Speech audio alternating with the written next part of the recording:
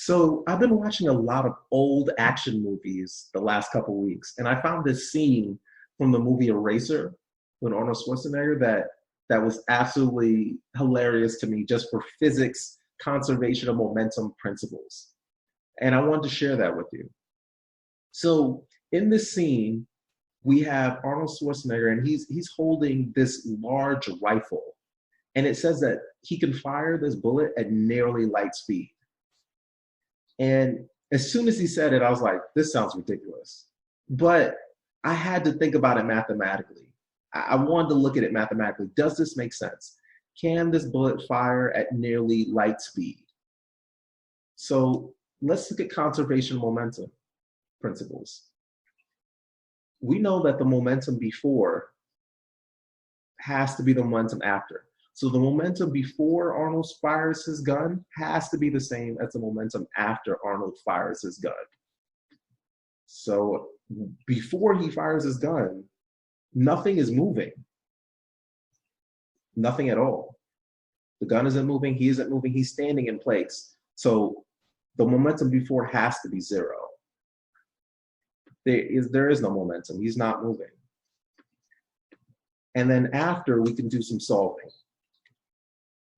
So we have the mass of Arnold times the velocity of Arnold plus the mass of the bullet times the velocity of the bullet.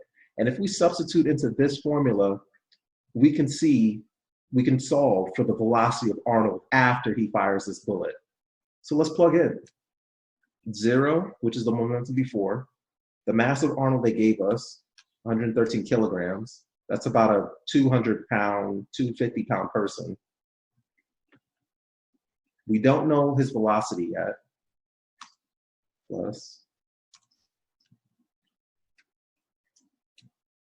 the mass of the bullet they gave us. And I just looked up the average mass of a bullet, of a large caliber bullet. And then they gave us the velocity. They said nearly light speed, which is 3 times 10. It's the 8. There we go. Really fast. All right, so let's plug in and see what we get. Stay 0. Just don't know. That's our variables.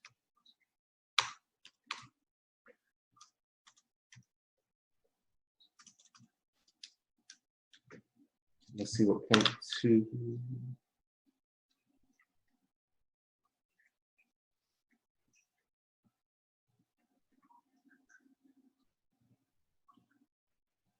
Okay, ooh, that's big.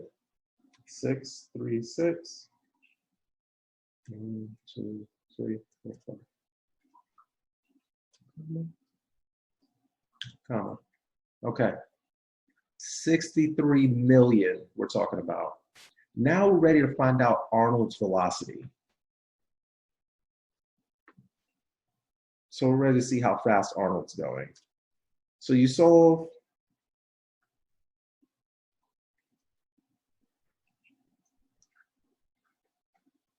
And you will get 562, 831 meters per second. That's about, oh, Jesus, that's such a big number. That's about 281,000 miles per hour. That's how fast his body would be going. I want to add a negative sign because this is going to the left. Should get a negative answer. That's how fast his body will be traveling to the left. Negative 500,062 meters per second. That's about 200,000 miles per hour to the left. There is no way he could survive traveling that fast from a recoil. His arms would be blasted off. That's ridiculous. So I mean, I felt like it was ridiculous, but it's definitely ridiculous. There's no way his body can withstand that velocity.